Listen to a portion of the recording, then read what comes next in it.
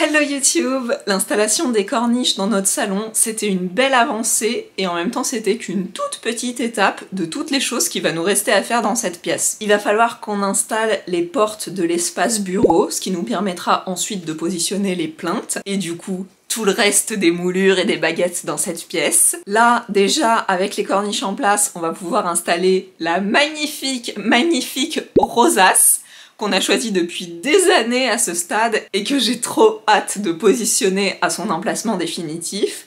Mais avant ça, je voudrais qu'on revienne sur les petits détails, les petites choses qui nous ont posé problème lors de la pose de nos corniches, parce que je pense que ça peut être intéressant pour vous. Bon bah c'était franchement un peu fastidieux tout ça. Alors déjà sur la pose des corniches en elles-mêmes, l'avantage de ces corniches par rapport aux autres qu'on a posées dans le reste des pièces, c'est que celles-ci, comme elles n'ont pas des motifs qui sont répétés sur toute la longueur, mais qu'elles ont juste des motifs au milieu et aux angles, ça nous a permis de faire des petites découpes et des petits rattrapages au fur et à mesure de notre pose, même au milieu des corniches. Nous normalement, quand on prend nos mesures, on essaye toujours de laisser, donc pour les angles entrants, les angles normaux d'une pièce, on essaye de laisser 1 mm ou 2 mm de moins par angle. Donc par exemple sur une longueur totale de mur, on va enlever 4 mm pour être tranquille et pour être sûr que nos corniches viennent bien s'imbriquer sur toute la longueur et pas avoir de parties trop longues. Sauf que vous avez vu, on a malheureusement quand même eu le cas. Alors on avait déjà eu le cas dans le couloir et on a eu à nouveau le cas ici. Parce qu'il suffit que déjà au moment où on prend la mesure, le niveau laser il soit pas tout à fait aligné par rapport à l'alignement dans lequel on va poser les corniches, et du coup il y a un petit peu de décalage.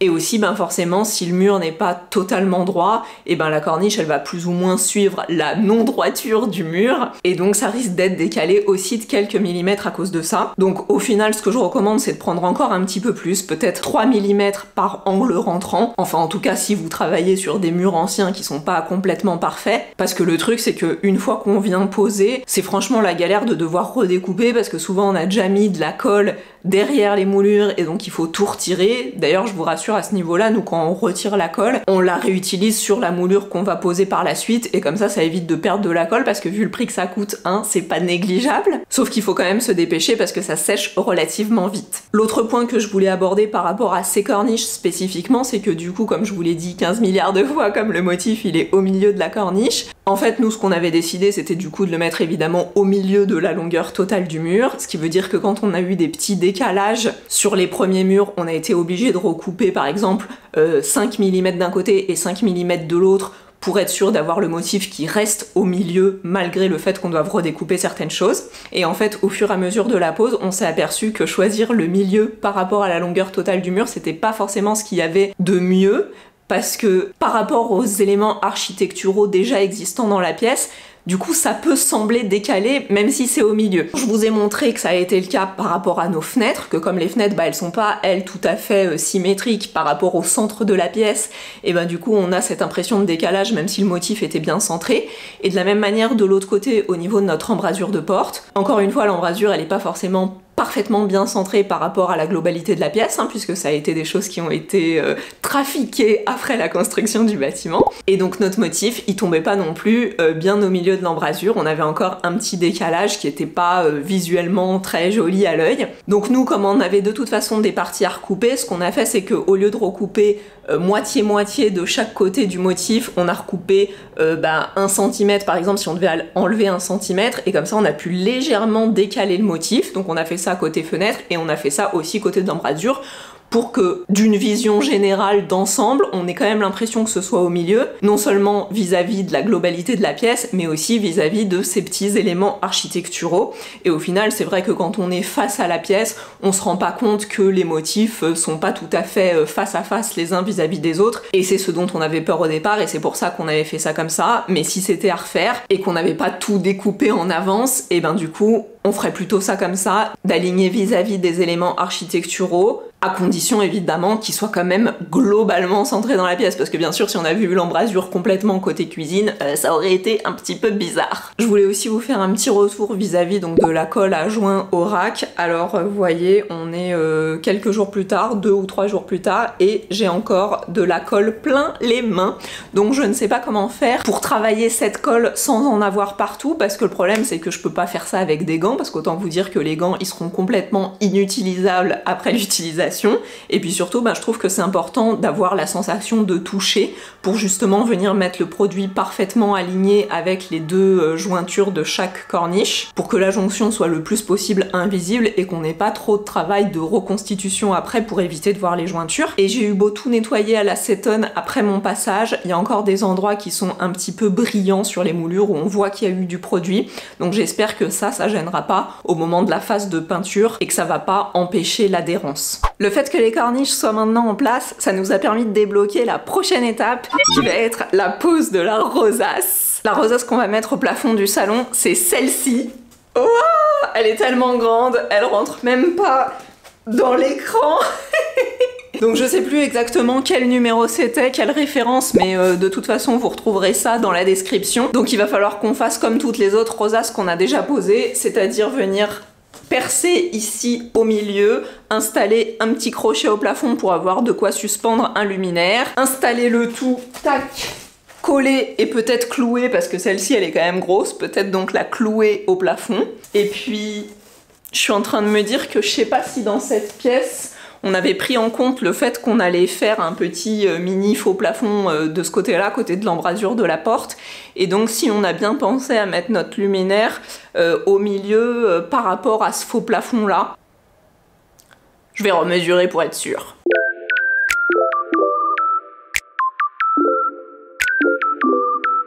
Donc la rosace, on avait décidé au moment où on a fait notre installation électrique de pas la positionner complètement au centre de la pièce parce que comme notre salon, l'espace salon va être un petit peu décalé vers le mur du fond, si on mettait la rosace vraiment au centre de la pièce, et ben du coup ça allait mal tomber. En gros on l'avait pile poil au-dessus de la tête par rapport à où va être notre canapé, donc on a décidé de la décaler un petit peu dans la pièce pour qu'elle soit plutôt au milieu, au-dessus de la table basse. Ça sera plus cool comme ça. En tout cas, à vivre. Après, je sais pas si visuellement dans la pièce, ça va être cool. On verra.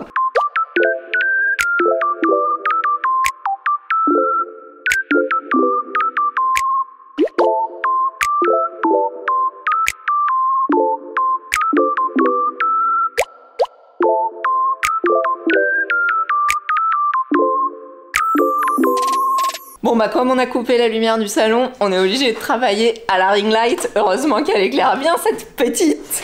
Et regardez, oh là là, la rosace comme elle est trop belle. Bon, comment on va faire?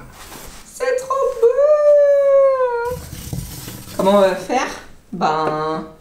On va mesurer diamètre, et on va faire au milieu.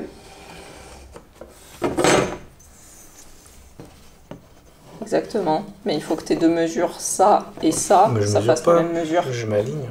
Tu t'alignes à quoi? Au motif. Ah oui? Bon ça marche aussi. Chacun sa technique. Ça a l'air centré pour vous? Attendez, faut que je regarde hors écran. Ça me semble pas mal. Bon si les trois sont centrés, je pense qu'on peut considérer que c'est au centre. En plus c'est vraiment pile au centre. Vas-y, c'est bon. On perce.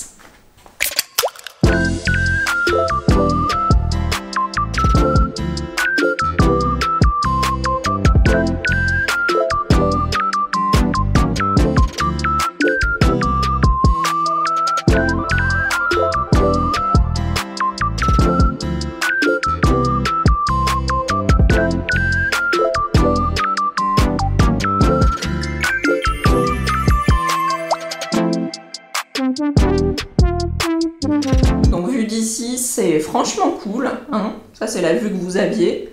Par contre, quand on se met à l'entrée de la pièce, tac tac, ça fait un peu décalé parce que là, pousse-toi, je suis vraiment genre au milieu de l'embrasure et je suis plus ou moins face à ce truc là entre les deux fenêtres, le motif de la corniche, et c'est un peu décalé par là. Bon après, quand il y aura tous les meubles dans la pièce, ça fera plus sens. Là c'est vrai que ça fait un peu décalé. Et en fait, cette rosace, elle a l'air toute petite finalement maintenant qu'elle est au plafond.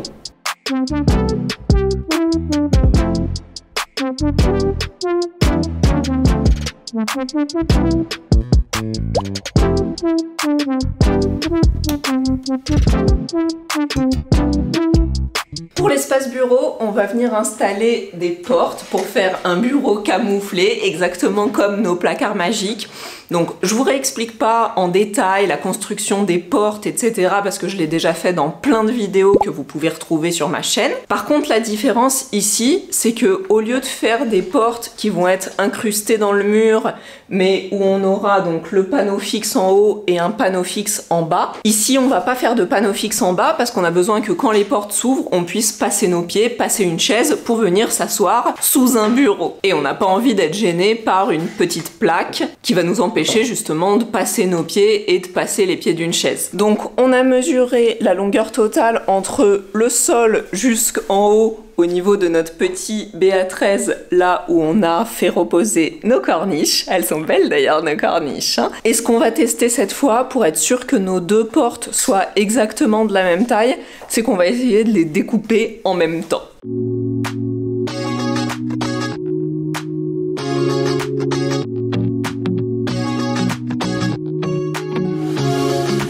Comfortable, and no one seems to hold me like you do. You're so wonderful. Et ben ça a pas trop mal marché. On va pouvoir tester ce que ça donne avec les portes au niveau du bureau.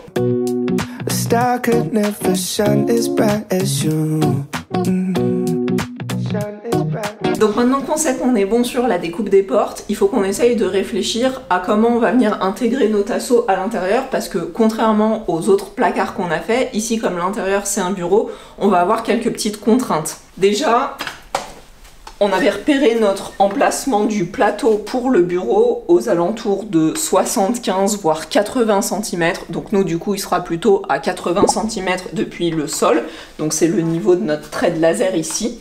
Et comme la profondeur de notre bureau, elle est un petit peu petite, on n'a pas énormément de recul parce qu'on veut vraiment que ce soit aligné avec le mur existant. Ce qu'on va faire, c'est qu'on va essayer de créer un système avec un bureau repliable, escamotable, avec peut-être une planche qui peut venir se déplier un peu à la manière d'un secrétaire à l'ancienne. Et comme ça, ça nous allonge un petit peu la profondeur du bureau. Donc en gros, ce qu'on s'est dit, c'est qu'au lieu de mettre un tasseau tout du long, comme ce qu'on a fait jusqu'à maintenant, on va plutôt mettre deux tasseaux. Donc un pour les charnières basses qui va aller en dessous des 80 cm jusqu'au sol, et un qui sera plutôt pour les charnières hautes et qui va commencer aux alentours de ici. Donc ici, on est à environ 90 cm jusqu'à notre BA13 et notre moulure en haut, ce qui nous permettrait d'avoir un espace dégagé pour une surface de bureau au niveau de la tête, en fait, à l'endroit où on va pouvoir travailler, et à partir d'ici, de pouvoir venir positionner des étagères, comme on a fait dans les autres placards magiques. Even the dark days still see light. Even the birds still sing at night. Every word just comes out right when I'm with you, with you. I feel so lucky I met you, and I still can't believe that I get to see those eyes for more than tonight. Swear you must have fell from the sky, and I feel so lucky I met you. It's not logical, the way I feel when you walk in the room. When you walk in the room, it's not optional. How gravity just pulls me right to you, to you. Even the dark days still see light. Even the birds still sing at night. Every word just comes out right when I'm with you, with you. I feel so lucky I met you, and I... Bon, ça a nécessité un petit peu de réflexion, parce que, venez voir, du fait qu'on n'a pas pris un tasseau entier pour faire le haut et le bas du tasseau, et qu'en fait c'est deux tasseaux différents, et ben du coup ils étaient pas tout à fait bien alignés, même si on a fait notre repère, hein, parce que forcément entre le moment où on fait le repère, déjà le repère bon il est pas parfait, et puis quand on visse et qu'on positionne les trucs et tout, il y a toujours un petit peu de décalage. Bref, donc du coup il a fallu qu'on s'aligne à la porte, quitte à laisser un petit écart avec les tasseaux. Donc ce qu'on a fait, c'est qu'on a positionné nos petits gabarits habituels. En fait, on a fait les repérages en étant bien collés en haut et en bas, vous savez, par rapport au petit truc du milieu, là, on a fait les repérages pour le bas. Déjà de haut, on allait venir percer dans les tasseaux, on a fait la même chose pour le haut, on a percé, et ensuite on a pu faire les deux du milieu, et ensuite faire le repérage pour les trous des charnières pour la porte, les ronds là, je sais jamais comment ça s'appelle, la tête des charnières. Et du coup, on arrive à un résultat qui est pas trop mal parce que là, Stéphane a tout réglé. Et franchement, la porte, elle tombe vraiment nickel de ouf. Alors oui, il y a eu un petit souci. Parce que rien n'est jamais parfaitement parfait. Donc bon, un petit peu de pâte à bois et ça fera l'affaire. Mais sinon, le reste, c'est vraiment cool. Donc ça tombe pile poil. Maintenant, on va essayer de refaire la même chose pour la deuxième en espérant qu'elle vienne juste se positionner à l'endroit qui lui reste. Et je vais essayer de vous filmer tout ça un petit peu mieux. Donc là, on a les petites cales en bas. Ça nous permet d'avoir un petit jour, histoire que la porte puisse pivoter et qu'elle râpe pas dans le sol. Et vous voyez, du coup, si on est serré ici, tac, tac, tac, tac, le premier tasseau, ça va. Et le deuxième, là, on a un petit jour. Et c'est ça, c'est cet écart-là qu'on va devoir compenser. So lucky I met you and I still can't believe that I get to see those. Donc là, on a repéré celui du bas et celui tout en haut. Vous allez peut-être pas voir les tout petits points. Voilà. Et donc, on va déjà percer ces deux-là. Et comme ça nous permettra de venir positionner précisément le reste des petits trucs bleus, bien positionner la porte, et on peut faire tout le reste des marquages comme ça.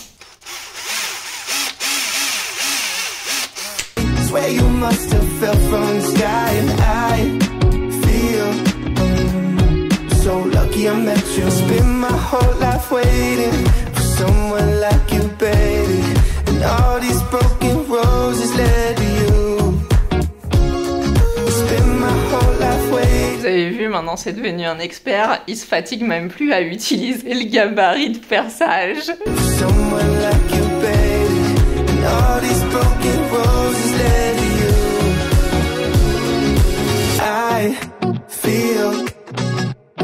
So lucky I met you and I still can't believe that I get to see those eyes for more than tonight. Swear you must have fell from the sky and I feel so lucky I met you. Moment de vérité. Bon, déjà, elle tombe plutôt pas mal, non? Ouais, elle est un peu loin du mur, mais... Bon, mais ça on peut régler après. Celle-là, elle était aussi loin du mur et on l'a réglée. Ah, par contre, à cause des fils, on va pas pouvoir fermer les deux. Non, c'est pas bon. Bah, du coup, on peut pas tester.